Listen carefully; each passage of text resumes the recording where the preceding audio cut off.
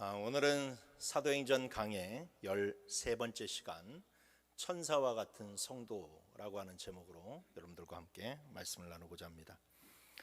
우리는 지난주에 예루살렘 교회에서 7 집사들을 세우는 장면을 살펴보았습니다. 그 가운데서 오늘 본문은 7 집사 중에 한 사람이었던 스데반에 대한 이야기를 하고 있습니다. 스데반이라고 하는 사람은 이 사도행전에 있어서 굉장히 중요한 분기점을 형성하는 인물이기도 하고, 또 기독교 역사에 있어서도 굉장히 큰 획을 그은 인물이라고 할 수 있습니다. 왜냐하면 그는 기독교 역사에 있어서 최초의 순교자였기 때문에 그렇죠. 스데반은 자기의 그런 목숨을 바치는 그 순교를 통해서 이후에 예수를 믿는 모든 자들에게 예수를 믿는 신앙은 목숨을 바쳐서 지킬 의미가 있다라는 것을 몸소 보여준 사람이에요. 그래서 그 신앙이라는 가치가 얼마나 귀한 가치인지를 그가 보여주었고, 그래서 이후에 있는 그런 모든 신앙인들이 거기에 도전을 받고 또 그 신앙을 물려받게 되었죠. 또한 하나님은 이 스데반의 순교를 통하여서 예루살렘 교회가 각 지역으로 뻗어나가게 하셨습니다. 언뜻 보기에는 스데반의 순교를 통해서 시작된 예루살렘 교회의 박해가 굉장히 교회를 위축시키는 것 같고 교회에 있어서 큰 화가 미치는 것처럼 보였지만, 그러나 큰 틀에서 보게 되면 스데반의 순교가 있음으로 말미암아 그제서야 예루살렘 교회가 온 유대와 사마리아와 땅끝까지 퍼져나가는 그런 놀라운 반전의 역사가 마련되게 된 것이죠. 그리고 무엇보다도 이 스데반의 순교의 모습은 나중에 사도 바울이라고 하는 그런 사람에게 아주 엄청난 그런 영향력을 끼치게 됩니다. 잘 아시다시피 사도 바울은 이 스데반이 사람들에게 돌에 맞아 처형을 당할 때에 그 돌 던지는 사람들이 옷을 다 가져다가 그 처형의 증인으로 섰던 사람입니다. 그러니까 비록 그가 이 스데반을 만났을 때에는 이 핍박자로서, 그리고 그 사람을 죽이는 그런 사람의 입장에서 서게 되었지만, 그러나 사도 바울이 회심을 하고 난 후에 그 삶의 그런 모습들을 보게 되면 스데반이 굉장한 큰 영향력을 끼쳤던 것을 볼 수가 있어요.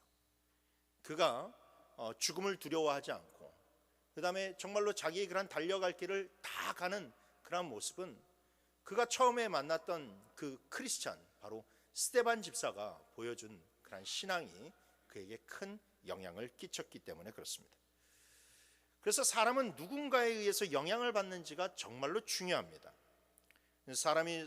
성도가 어떤 사람이 교회에 처음 나올 때에 신앙이 굉장히 안 좋은 사람이라든지 아니면 대충 예수를 믿는 그런 사람의 손에 이끌려서 교회를 나오게 되면 그 사람의 신앙도 자연스럽게 그런 대충 하는 그런 신앙으로 갈 확률이 높고, 반면에 나를 교회로 인도한 그런 사람이 굉장히 열심을 가지고 있는 그런 성도가 나를 인도하게 되면 나의 신앙도 자연스럽게 그 신앙을 닮아가기가 쉽다라는 겁니다.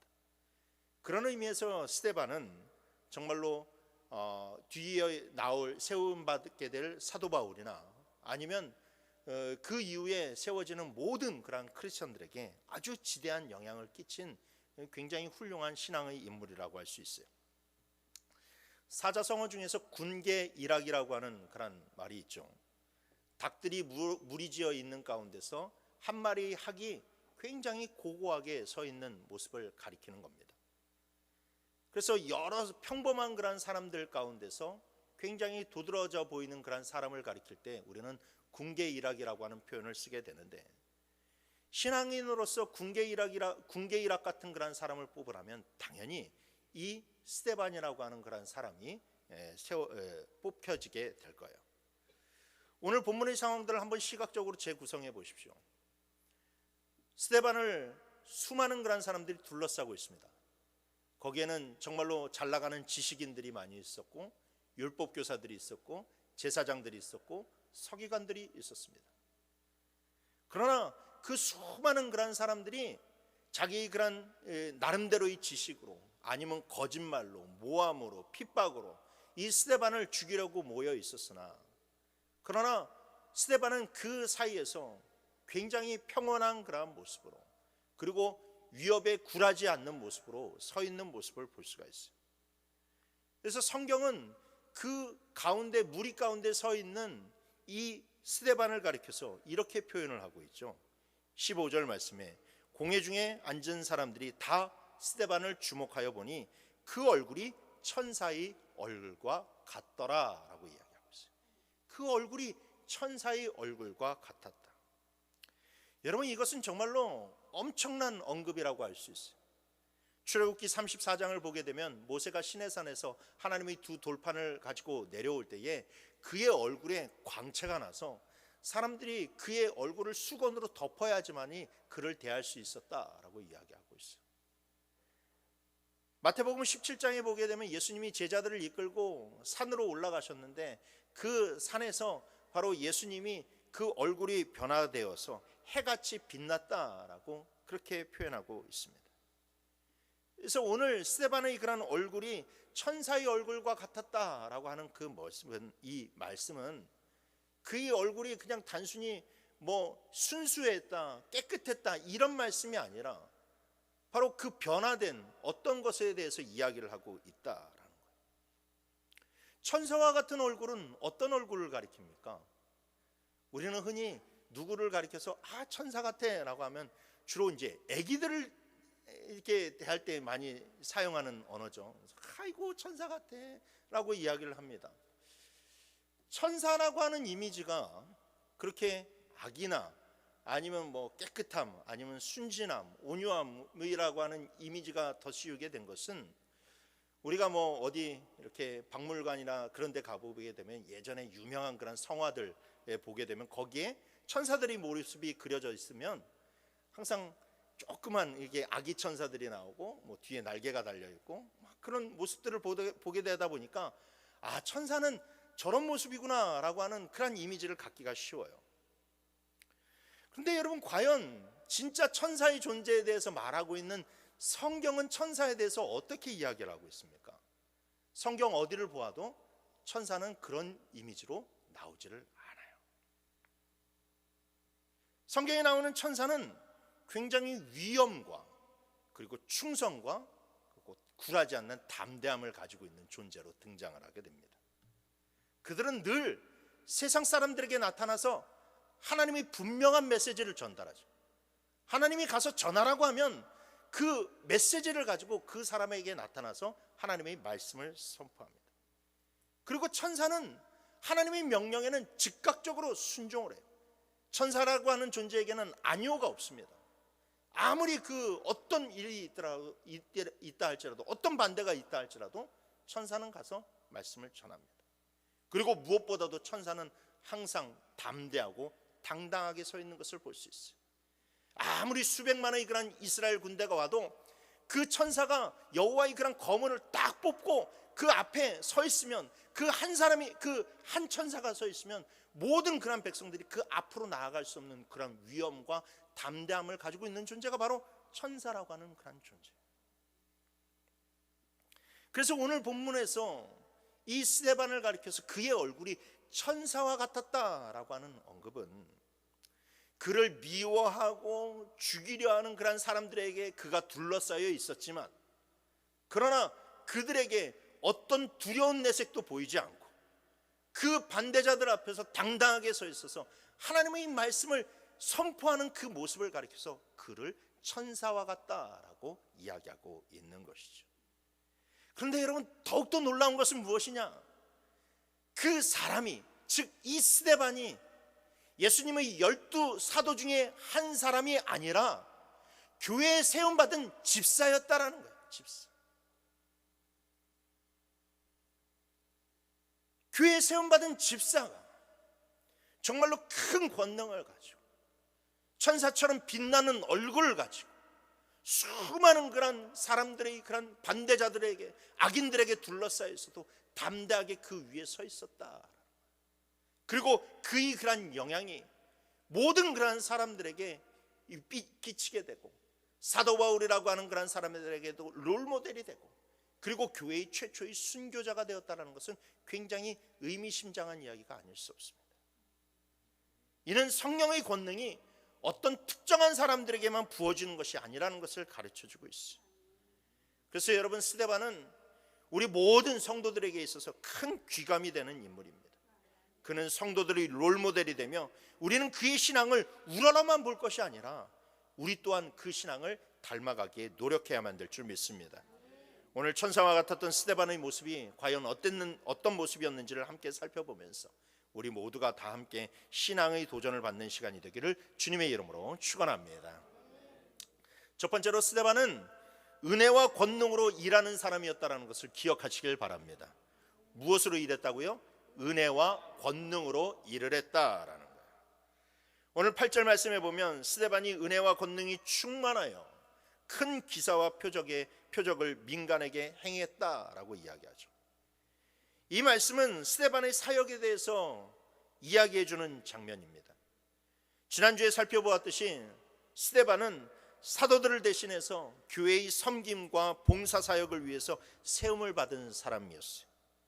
그런데 그가 구제하고 막 봉사를 하고 있는 그런 가운데 있었는데, 그 가운데 큰 기사와 표적이 그의 사역 가운데 나타나기 시작했어요. 앞서 사도들이 주의 일을 할 때에 큰 표적과 기사가 나타났던 것처럼, 스데반이 주의 일을 할 때에도 큰 표적과 기사가 사도들처럼 나타나기 시작했다라는 거예요. 근데 사실 이것은 스데반에게만 나타난 것이 아니었어요. 우리가 앞으로 살펴보겠지만 사도행전 8장에 보게 되면 빌립이 사마리아에 가서 사역을 할 때에도 같은 일이 일어나게 됩니다. 사도행전 8장 13절 말씀에 시몬이 믿고 세례를 받은 후에 전심으로 빌립을 따라다니며 그 나타나는 표적과 큰 능력을 보고 놀랐다라고 이야기하고 있잖아요. 그러니까 이것은 말하는 것이 무엇이냐? 바로 7 집사로 세움을 받은 자들이 하나님의 사역을 할 때에도 그 가운데 큰 표적과 기사들이 나타났다라는 거예요. 즉, 하나님이 그들에게 이 직분을 맡기시고 그들에게 일을 맡기셨을 때 그들이 그 직분을 받고 천사들처럼 아멘으로 순종을 하게 되니까 하나님께서 사도들에게 주셨던 능력을 그들에게도 주셨다라는 거예요. 왜? 그것 또한 하나님의 일이기 때문에.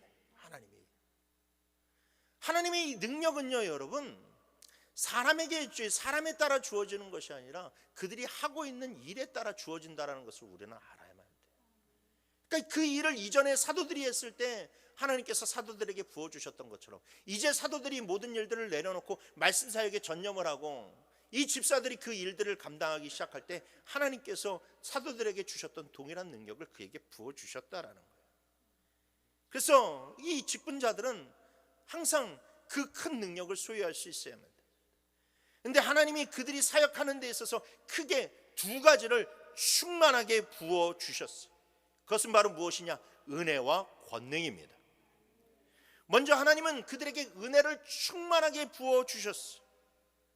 여러분, 은혜란 무엇입니까? 우리는 흔히들 은혜 받았다라고 이야기합니다. 찬양을 부른 후에 은혜 받았다라고 이야기하고, 말씀을 들은 후에 은혜 받았다라고 이야기를 합니다. 그런데 그 은혜 받았다라고 하는 표현이 우리는 주로 감동받았다라고 하는 그런 표현처럼 사용할 때가 너무나도 많아요. 물론 그런 표현이 아주 잘못됐다라고 하는 표현은 아니지만 우리는 여기에서 좀 더 은혜라는 것에 대해서 짚고 넘어갈 필요가 있습니다. 성경에서 말하는 은혜란 우리를 향한 하나님의 사랑을 가리킵니다. 도저히 사랑할 수 없는 자를 사랑하는 것, 그것이 바로 은혜라는 거예요. 그래서 성경은 꾸준히 우리들에게 무엇을 보여주느냐?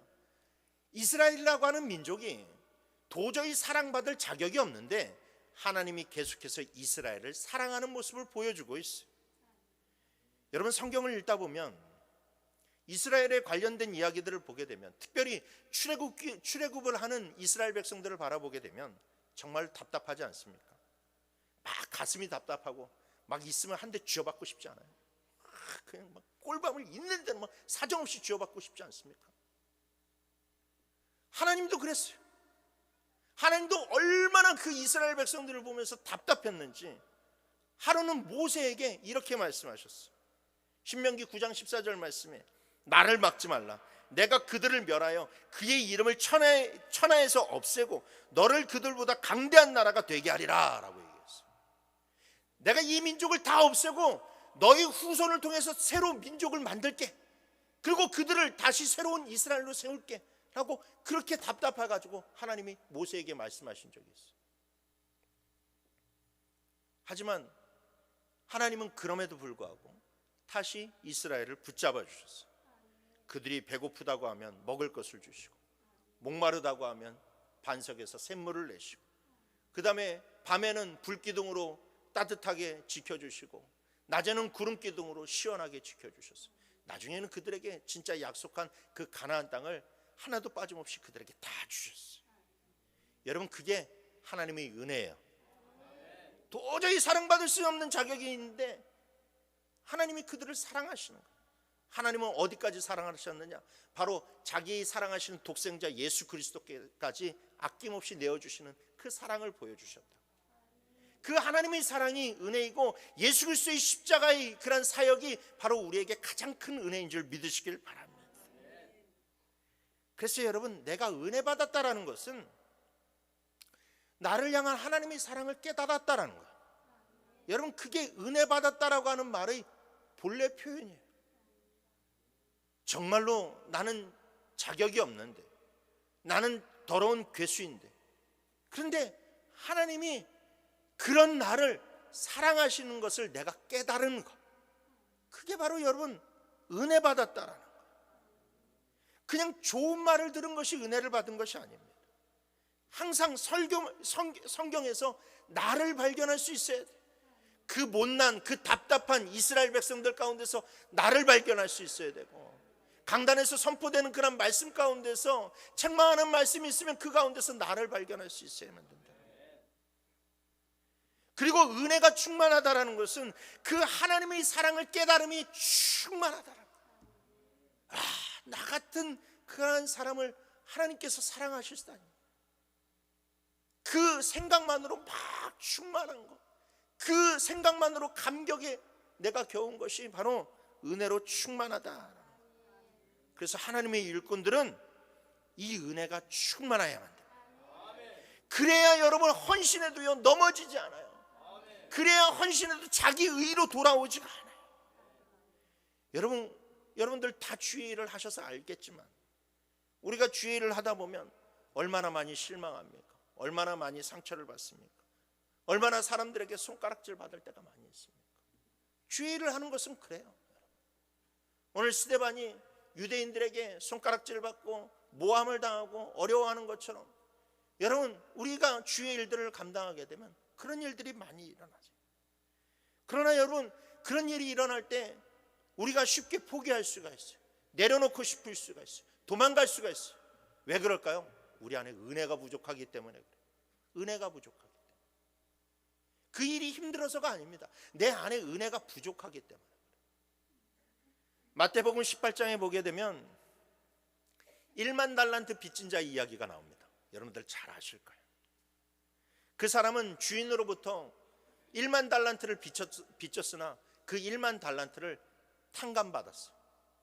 여러분, 1만 달란트가 오늘날로 환산하면 얼마일 것 같아요? 조 단위. 예, 맞아요. 조 단위일 거예요. 몇 조일 것 같아요? 30조입니다. 30조.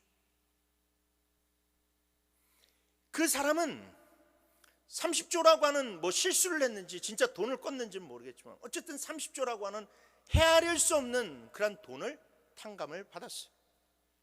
근데 이 사람이 밖에 나가게 되니까 자기에게 100데나리온 빚진 자를 만나게 되었어요. 100데나리온은 오늘날로 따지면 800만 원입니다. 800만 원 빚진 자를 만나게 되니까 화가 치밀어 오르기 시작하면서 그 사람의 멱살을 잡고 돈을 갚으라고 그러고, 그러면 돈을 갚으라고 하니까 지금 돈이 없다고 하니까 그 사람을 감옥에다 가두었어요. 여러분, 왜 그런 일이 벌어졌습니까? 자기가 30조라고 하는 그 어마어마한 1만 달란트를 탕감받았다는 사실을 잊었기 때문에, 그것을 잊지 않았다면, 자기가 얼마나 큰 그런 빚을 탕감받았는지를 그가 기억했다면 자기에게 100데나리온을 그 빚진 자에게 그렇게 행했겠습니까? 그러지 않았겠죠. 마찬가지로 여러분, 우리가 주의 일을 하면서 때로는 시험도 받고 공격도 받고 어려움도 받고 오해도 받을 수가 있지만, 여러분, 그때 우리가 만약에 화를 내고 넘어지고 포기하고 그렇게 되면 우리가 무슨 은혜를 받았는지를 잊었기 때문에. 그런데 하나님이 내게 베푸신 은혜를 생각하게 되면, 그리고 그 은혜로 내가 충만하게 되면 그 어떤 어려움도 다 이겨낼 수 있는 거예요. 다 참아낼 수 있는 것이고 다 수용할 수 있는 거예요. 그래서 여러분, 주의 일꾼들은 은혜로 충만해야만 됩니다. 그러니 여러분들 항상 은혜 충만한 사람이 되셔서 그 은혜의 기초에서 하나님의 일들을 해나가시길 주님의 이름으로 축원합니다. 또한 하나님은 스데반에게 권능을 부어주셨어요. 여러분, 권능이란 내가 가지고 있는, 내가 소유한 능력이 아닙니다. 권능이란 무엇이냐? 권세가 가지고 있는 힘을 가리켜요. 권세가 가지고 있는 힘. 여러분, 나는 똑같은 사람인데 나라고 하는 그런 사람이 그냥 평범한 사람이었다가 어느 날 군수가 되고 도지사가 되고 국회의원이 되면 그 직이 가지고 있는 힘이 생기잖아요. 그 직이 가지고 있는 힘, 그것을 가리켜서 권능이라고 이야기합니다. 그래서 성경이 권능을 부어주셨다라고 하는 것은 무엇을 의미하느냐? 하나님이 가지고 계신 힘을 부어주셨다라는 거예요. 그러니까 하나님은 하나님의 일을 하는 사람에게 하나님의 힘을 부어주세요. 고대시대 장군이 군대를 이끌고 그 전투에 나가게 되면, 여러분들 사극에 보셔서 알잖아요. 왕이 그 장군을 딱 부릅니다. 너는 이 군대를 이끌고 나를 대신하여 전쟁터에 가서 용감하게 싸워라 라고 하면서 무엇을 합니까? 칼을 쥐어줘요. 자기가 가지고 있는 그런 칼을 쥐어주게. 그 칼을 쥐어주는 것은 아무런 의미가 없는 것처럼 보일는지 모르지만 그 칼에 담겨져 있는 권세를 보여주는 거예요. 왕의 그런 권세를 그에게 쥐어주는 것입니다. 그게 바로 여러분 권능이라는 거예요. 여러분, 권능은 달란트가 아니에요. 권능은 내가 소유한 능력이 아니에요. 여러분, 우리가 어떤 일을 맡으려면 능력이 필요합니다. 예를 들어서 반주를 하려면 피아노를 칠 수 있는 능력이 있어야만 돼요. 어떤 곳에서 열심히 꾸미고 아름답게 꾸미는 미화부장을 하려면 미적인 능력이 필요해요. 그래서 우리는 흔히 어느 자리에 누구를 세울 때는 그 필요한 달란트를 가지고 있는지 따져서 최대한 그 달란트를 가지고 있는 사람을 그 자리에 세웁니다. 7 집사가 구제하는 일에 그 집사의 직에 세움을 받은 것도 사실상 그들이 가지고 있는 언어적인 능력 때문에 그렇습니다. 이전에 그런 사도들은 히브리파 사람들이어서 히브리말만 할 줄 아니까 자연적으로 의사소통이 되지 않으니까 히브리파 과부들에게 쏠려서 많은 일들을 행했고, 상대적으로 이 헬라파 그런 과부들이 불이익을 당하게 되었어요. 그래서 아예 이번에 세울 때는 히브리 말도 할 줄 알고 헬라 말도 할 줄 아는 7 사람을 세워서 히브리파 과부들도 정말로 소외받지 않고 헬라파 과부들도 소외받지 않도록 그렇게 그들을 세웠다라는 거예요. 그래요, 여러분. 달란트 있는 사람을 그 자리에 세웁니다. 그런데 여러분, 달란트는 그 기능적인 한계를 뛰어넘을 수가 없어요. 즉, 이중 언어를 할 줄 알아가지고 이 사람에게 저 사람에게 공평하게 나눠줄 수 있을런지 모르겠지만, 그러나 여러분, 그 기능적인 한계를 뛰어넘어서 그 사람에게 하나님의 은혜를 전하고 그 사람의 영혼을 하나님께로 이끌 수 있는 것은 달란트의 영역이 아니라는 거예요. 아무리 제가 이 자리에 서서 설교를 열심히 준비하고 제가 조금 더 노력해서 스피치 능력들을 키우고 논리력을 키워도 여러분들의 그런 심령에 하나님의 말씀을 전달하는 것은 제 영역 밖이라는 겁니다. 그것은 하나님의 능력으로만 가능한 거예요. 성령의 능력으로만 가능한 거예요. 아무리 교사가 열심히 가르쳐도 권능이 없으면 아이들을 하나님께 이끌 수가 없어. 아무리 찬양팀이 음악적인 소질이 뛰어나도 그 사람들에게 권능이 없으면 하나님의 은혜를 끼칠 수가 없어. 그래서 여러분, 권능이 필요한 거예요. 하나님의 일을 하는 사람들에게는 모두 다 권능이 필요한 거예요.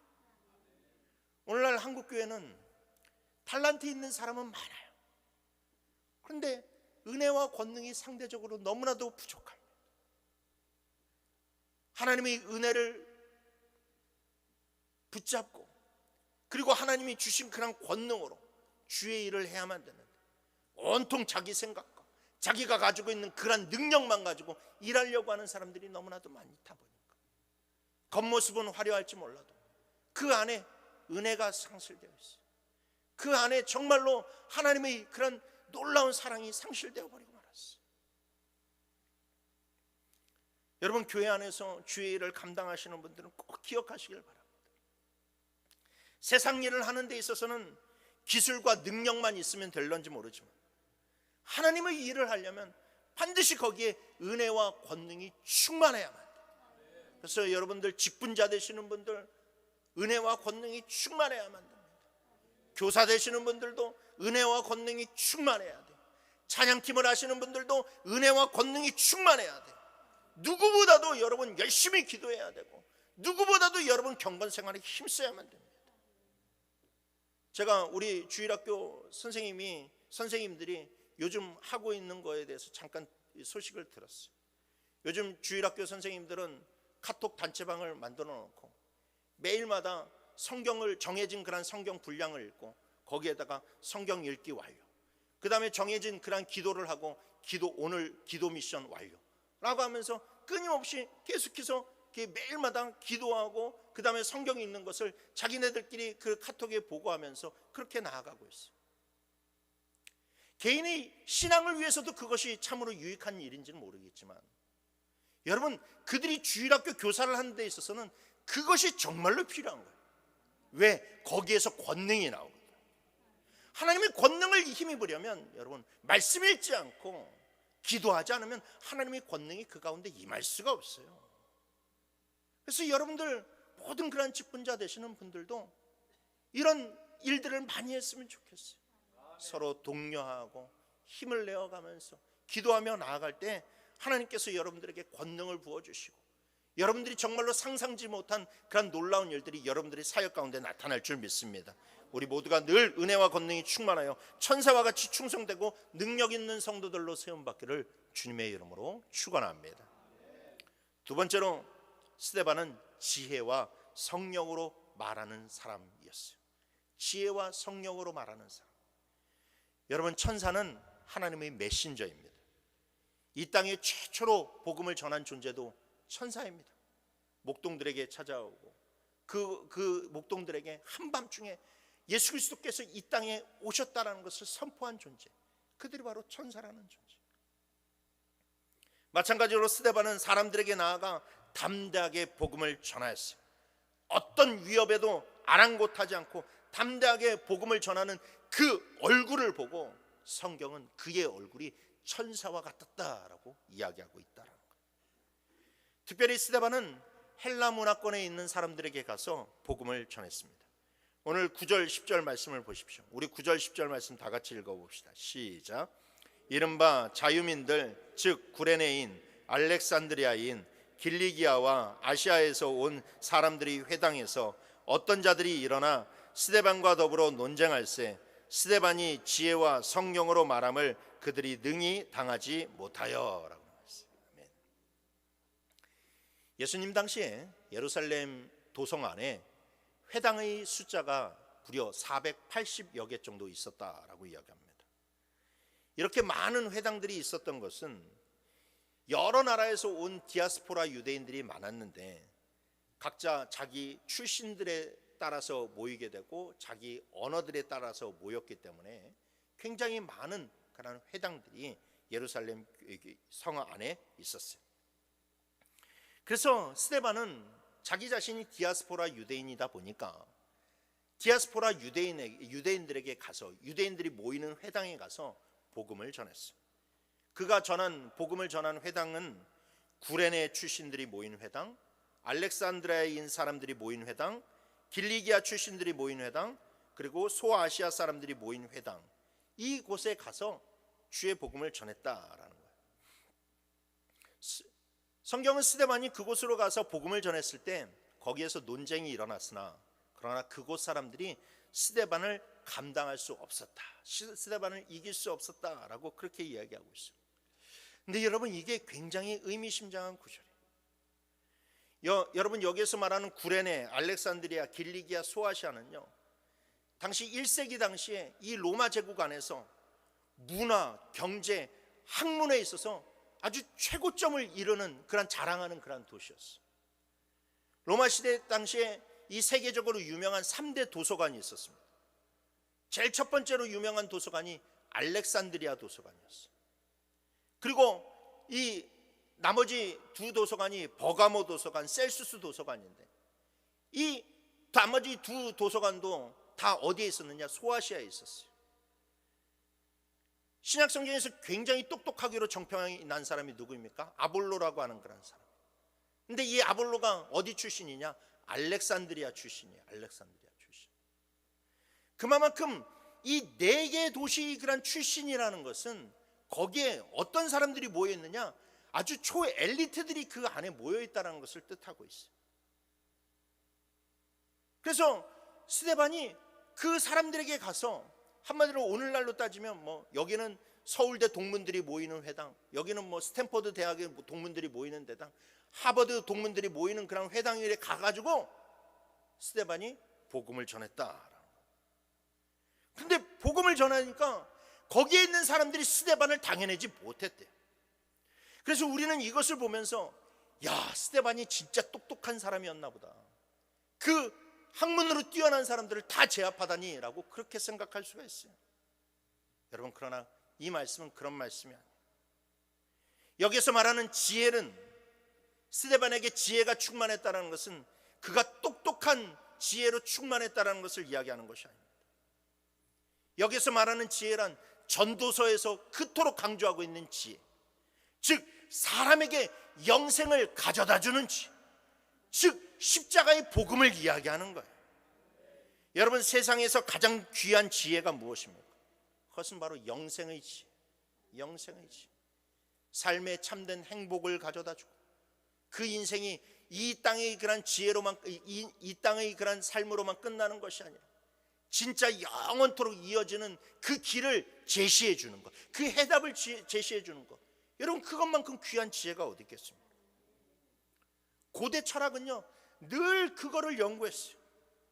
세상의 본질은 무엇인가? 사람은 무엇으로부터 왔는가? 어떻게 하면 참되고 행복한 삶을 살아갈 수 있는가? 죽은 이후의 참된 세계는 무엇이 있는가? 그걸 계속해서 철학가들은 연구했어요.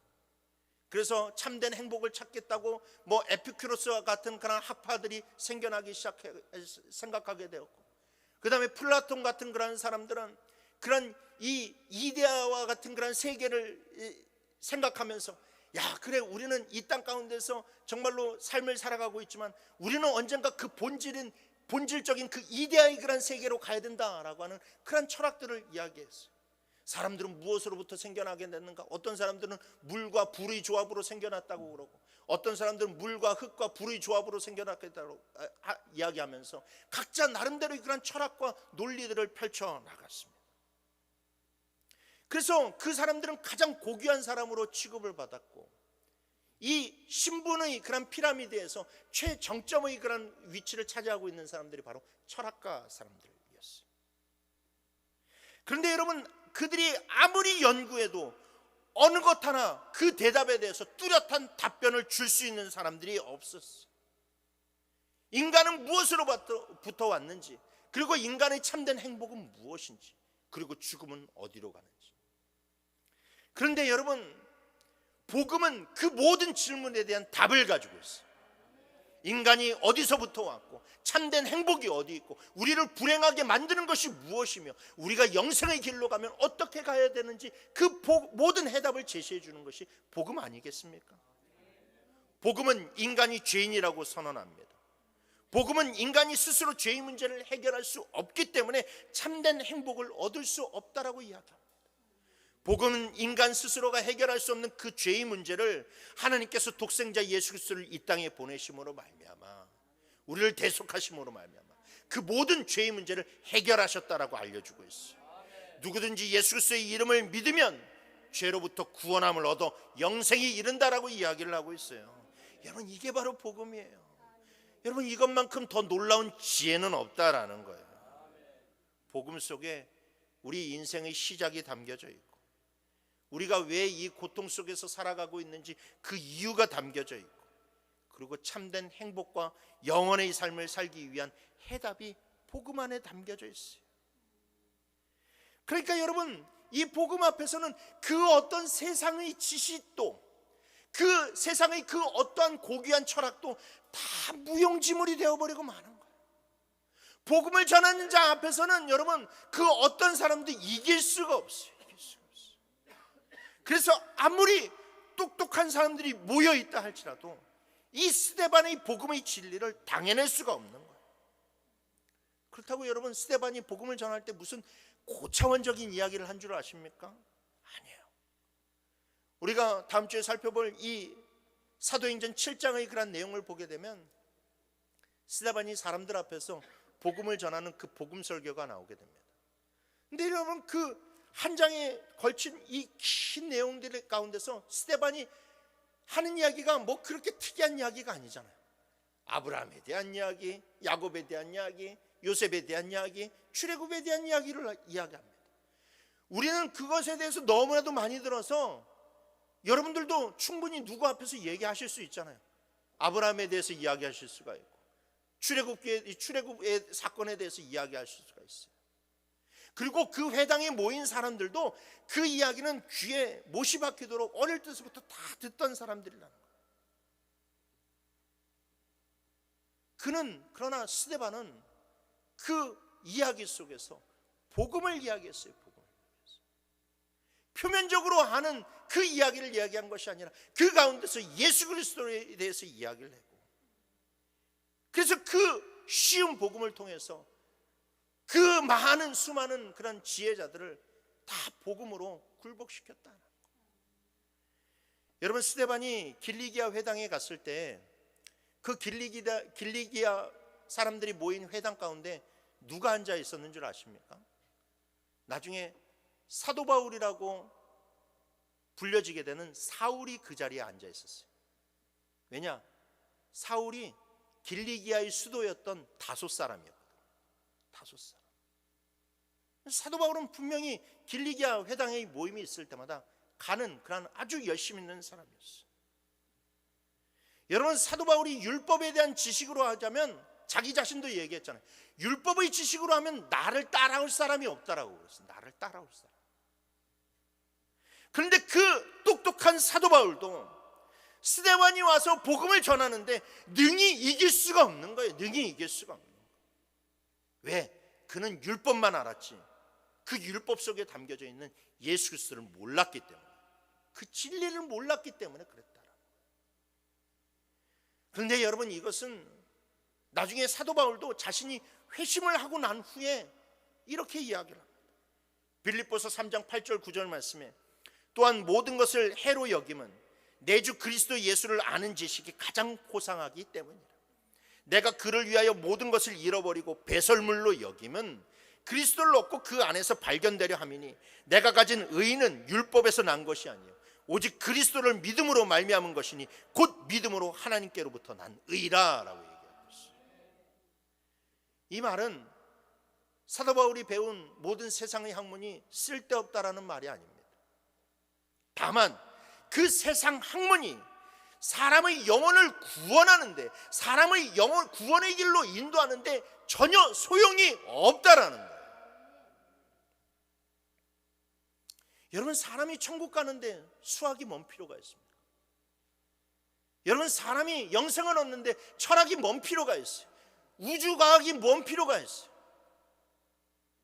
그것은 우리들이 삶을 살아가는 데서 너무나도 유용한 지식이죠. 인류를 발전시키는 데 있어서는 굉장히 중요한 지식입니다.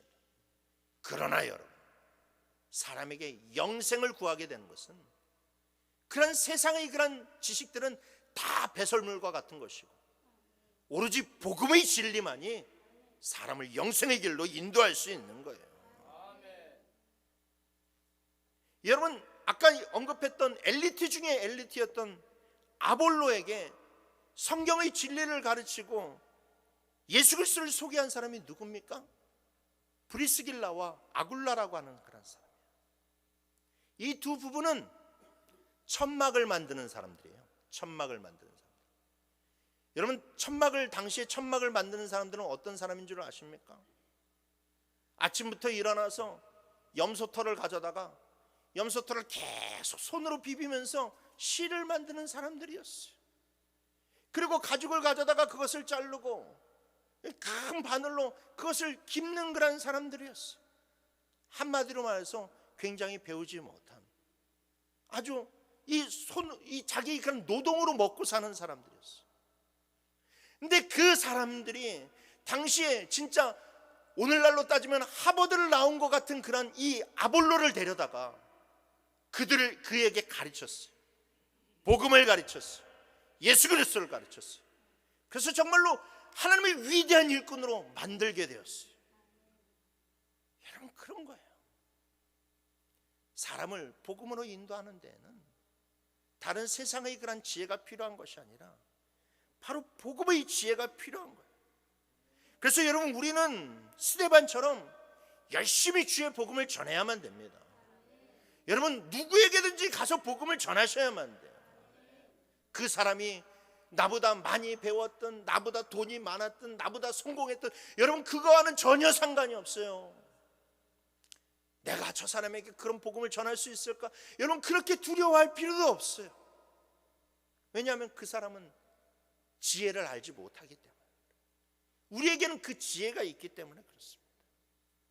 그래서 우리는 늘 이 복음을 가지고 있다는 것을 알고 모든 사람들에게 주의 복음을 전하는 메신저로 살아가야만 됩니다. 그런데 여러분, 여기에 중요한 것이 있어요. 그것은 다름 아닌 지혜만 있는 것이 아니라 지혜를 전하는 자들은 성령 충만해야만 된다라는 거예요. 여러분, 천사들의 위엄은 거룩성에서 나왔어요. 마찬가지로 성도들도 성령 충만해야 여러분 그 메시지에 힘이 실리는 거예요. 거룩하지 않은데 여러분, 거룩하지 않은 사람이 백날 전도해봐요. 누가 그 소리를 듣겠습니까? 복음을 전하는 자들은 늘 그 거룩성을 지킬 수 있어요. 성령 충만해야만 된다는 겁니다. 거룩하지도 못하고 경건하지도 못한 자가 백날 복음을 전해봐야 아무런 소용이 없다는 거예요. 사람의 영혼을 터치하는 것은 우리의 소관이 아니라 하나님의 소관이에요, 여러분. 그러니까 여러분, 내가 아무리 말이 어눌하고 내가 아무리 배움이 없어도 주의 복음을 전할 때 그 복음이 그 사람의 마음에 심겨지는 것은 내 능력에 달려있는 것이 아니라 하나님의 능력에 달려있는 거예요. 하나님이 만져주셔야 돼요. 그럼 여러분, 복음을 전하는 자가 어떻게 해야 돼요?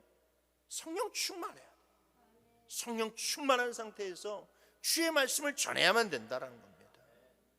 그래서 여러분, 하나님의 메신저가 되려면 우리가 그 영혼을 위해서 끊임없이 기도해야 되고, 우리 자신도 성령 충만할 때에 여러분, 천사와 같은 얼굴이 우리에게 새겨지고 우리는 늘 세상 앞에서 담대한 주의 증인으로 살아갈 수 있음을 믿으시길 바랍니다.